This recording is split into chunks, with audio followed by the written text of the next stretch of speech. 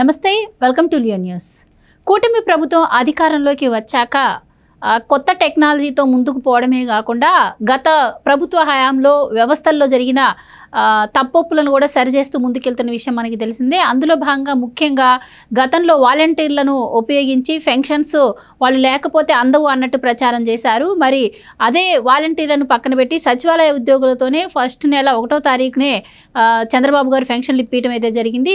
దాని తర్వాత ఇప్పుడు గతంలో ఎన్నడూ లేని విధంగా ఇంతకుముందు వృద్ధులు ఎక్కడున్నా 1వ తారీఖు వచ్చేసరికి పెన్షన్ తీసుకోవడానికి ఎక్కడున్నా రావాల్సి వచ్చేది. సో ఇప్పుడు అవసరం లేకుండా 3 నెలలకు ఒకసారి అయినా కూడా పెన్షన్ తీసుకునే విధానాన్ని చంద్రబాబు గారు అమల్లోకి తీసుకురావడం అయితే జరుగుతుంది. దీని గురించి మరి ఏపీ ప్రజల నుంచి అలాగే వృద్ధుల నుంచి కూడా సంతృప్తి వ్యక్తమవుతూ వస్తుంది. మరి ఇది ప్రాసెస్ ఎలా ఉండబోతుంది, దీని గురించి మరిన్ని వివరాలు తెలుసుకుందాం. మనతో పాటు ఉన్నారు టీడీపీ స్పోక్స్ పర్సన్ సూర్యదేవరలత గారు. నమస్కారం మేడం. నమస్తే. సో గతంలో మనం చూసాము వాలంటీర్లను ఉపయోగించి ఇంకా అసలు వాళ్ళు లేకపోతే పెన్షన్ ఇచ్చేవాళ్ళే లేరు అని చెప్పి ప్రచారం చేయటం. ఆ తర్వాత సచివాలయ ఉద్యోగుల ద్వారా 1వ తారీఖు ఇప్పిస్తున్నారు. ఇటు ఉద్యోగులకి 1వ తారీఖు వస్తుంది, ఇటు వృద్ధులకి వృద్ధాప్య పెన్షన్ కూడా 1వ తారీఖే ఇవ్వడం జరుగుతుంది. ఇవన్నిటికి మించి ఇంతకుముందు లేని విధంగా కూడా ఇప్పుడు కొత్తగా 3 నెలల పెన్షన్ కూడా ఒకేసారి తీసుకునే వెసులుబాటును చంద్రబాబు గారు కల్పిస్తున్నారు. సో ఏం చెప్తారు? ఏపీ ప్రజల అభిప్రాయం ఎలా ఉంది? అంటే వృద్ధుల నుంచి ఎలాంటి స్పందన వస్తుంది? మీరేం చెప్తారు? గ్రౌండ్ లెవెల్లో ఎలా ఉంది ఈ డెసిషన్ మీద? ఎందుకంటే శుభపరిణామం కిందే తీసుకోవాలి. అంటే గతంలో ఎలా ఉండేదంటే జగన్మోహన్ రెడ్డి అంటే ఒక నెలలో ఆ నెలే తీసేసుకోవాలి. సరే, అది తీసుకోవడానికి ఒకరోజు ఒకవేళ ఆ తారీఖుల్లో వాళ్ళు లేకపోయినా సరే, వాళ్ళ పిల్లల దగ్గర ఉన్నా సరే, ఒక హెల్త్ బాగోలేకపోయినా హాస్పిటల్లో జాయిన్ అయినా సరే, సో అలాంటి టైంలో వాళ్ళకి తీసుకునే అవకాశం కూడా లేకుండా పోయింది. అంటే ఇంకా అది మళ్ళీ రిటర్న్ జగన్ ఖాతాలోకి వెళ్ళిపోవటం, అది ఎంతకీ ఇంకా వృద్ధుల పెన్షన్ కూడా దోచేయటమే. ఎందుకంటే ఆ రోజు మిస్ అయ్యారా ఇంకా మీకు వచ్చేది లేదన్నట్టు.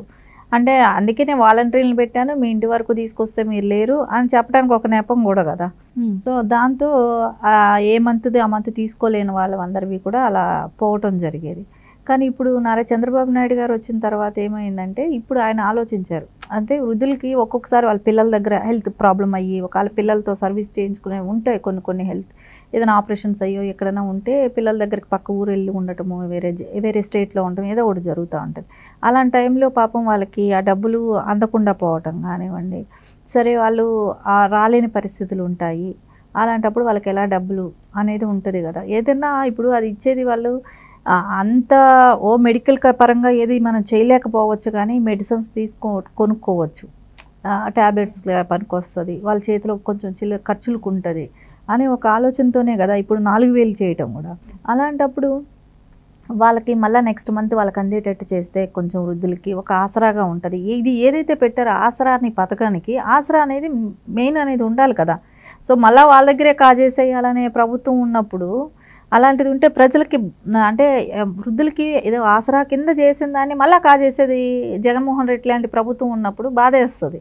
సో బాబు గారు ఆలోచన ఏంటంటే వాళ్ళకి అందాలి. సరే, 1 నెల రాలేకపోయారు, సో అరియర్స్ ఉంటుంది కాబట్టి నెక్స్ట్ మంత్కి ఇవ్వటం. ఒకవేళ నెక్స్ట్ మంత్ కూడా వాళ్ళు రాలేకపోయినప్పుడు 3వ నెల కలిపి తీసుకోవచ్చు అనేది ఒక రూల్ పెట్టడం అనేది వాళ్ళకందరికీ చాలా హ్యాపీగా ఉంది. అది కూడా కాకుండా నారా చంద్రబాబు నాయుడు గారు ఏదైతే చెప్పారో 4,000 చేస్తానని చెప్పి అది పెంచారు కూడా కదా. ఇప్పుడు వాళ్ళకి 3 నెలలు తీసుకోకపోతే ఒకేసారి 12,000 తీసుకుంటున్నారు. సో ఆ 12,000 తీసుకుంటే వాళ్ళకి ఒకదానికి పనికి వస్తుంది. సో ఏదో ఒకటి మళ్ళా అంటే ఆసరా కింద అన్నదానికి కరెక్ట్ నిర్వచనంగా ఉంటుంది ఆ మనీ కూడా వాళ్ళకి. అంటే మీరన్నట్టు గతంలో వృద్ధులు 1 నెల తీసుకోకపోతే వాలంటీర్లు ఇంటికి వెళ్ళి బెదిరించేవాళ్ళు.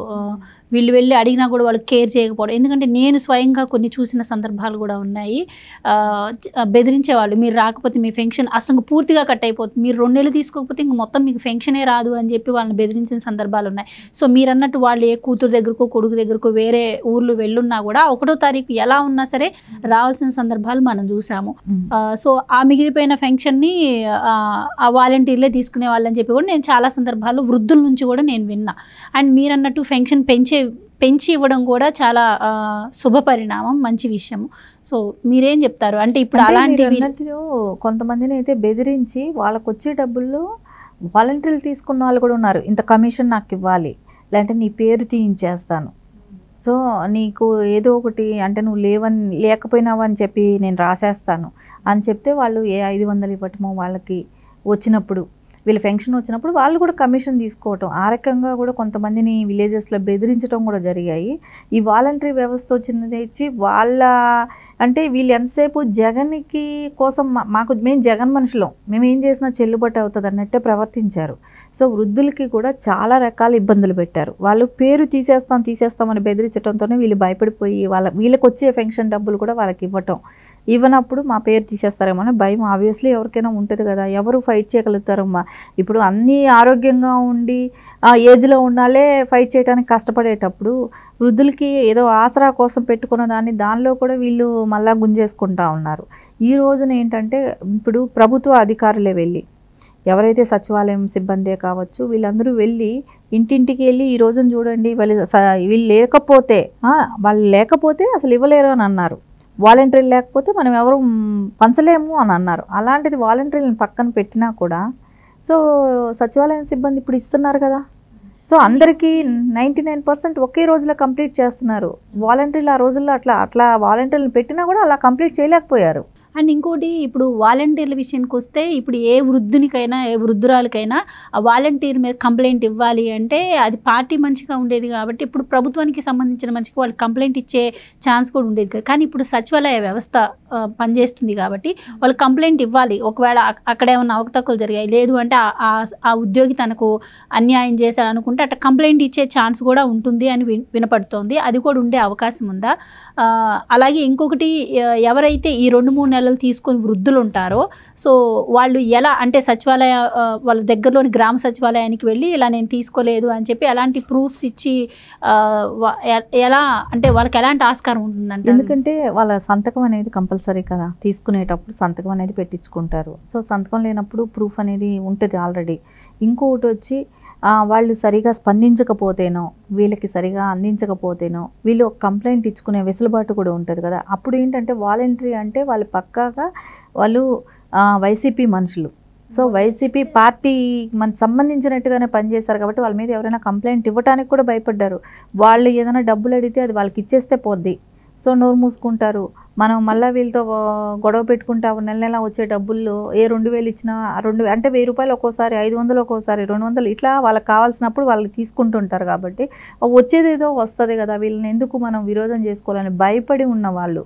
సో ఈ రోజున ఏంటంటే సచివాలయం సిబ్బంది గవర్నమెంట్కి సంబంధించిన వాళ్ళు కాబట్టి ఈ రోజున వాళ్ళు వీళ్ళు కానీ పంచటమో కానివ్వండి, ఏదైనా తేడా వచ్చినా వాళ్ళు హైయర్ ఆఫీసర్స్ దగ్గరికి వెళ్ళి ఒక కంప్లైంట్ ఇచ్చుకోవటం, అర్జీ పెట్టుకోవటం ఇలాంటివన్నీ జరుగుతాయి. ఎందుకంటే మనం ఎప్పుడు కూడా చూస్తుంటాం కింద వాళ్ళు సరిగా పనిచేయనప్పుడు పై అధికారులకి మనం కంప్లైంట్ ఇవ్వడం అనేది జరుగుతుంది. ఈరోజు వాళ్ళకి స్వేచ్ఛ అనేది ఉంది మెయిన్.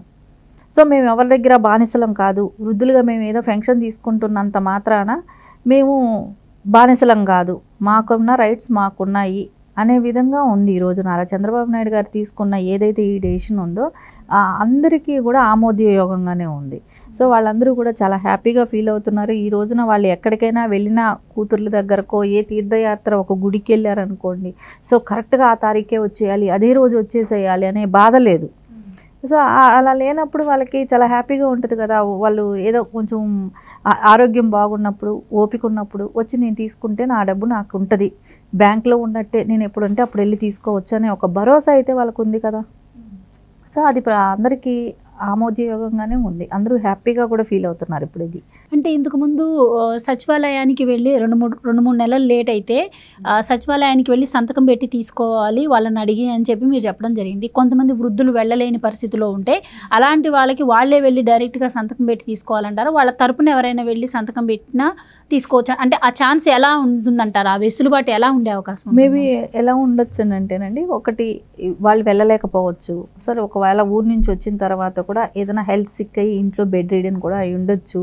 సో అలాంటప్పుడు వాళ్ళకి ఆ ఊర్లో ప్రెసిడెంట్ వీళ్ళు ఉంటారు పెద్దవాళ్ళు, వాళ్ళు వెళ్ళి తెలియపరుస్తారు. ఆ పర్సన్ వచ్చారు మీరు వెళ్ళి ఇవ్వండి అని చెప్పి తెలియపరుస్తారు. ఆ కుటుంబ సభ్యులు ఉంటారు, తెలియపరిచినప్పుడు వాళ్ళు వచ్చి అలా ఫింగర్ ప్రింట్ తీసుకొని వాళ్ళకి డబ్బులు ఇచ్చే వెసులుబాటు అయితే ఉంటుంది కదా. సో వాళ్ళు ఊర్లో ఉన్నారు, అందుబాటులో ఉన్నారు అన్నప్పుడు అయితే ఖచ్చితంగా వాళ్ళు చేస్తారు.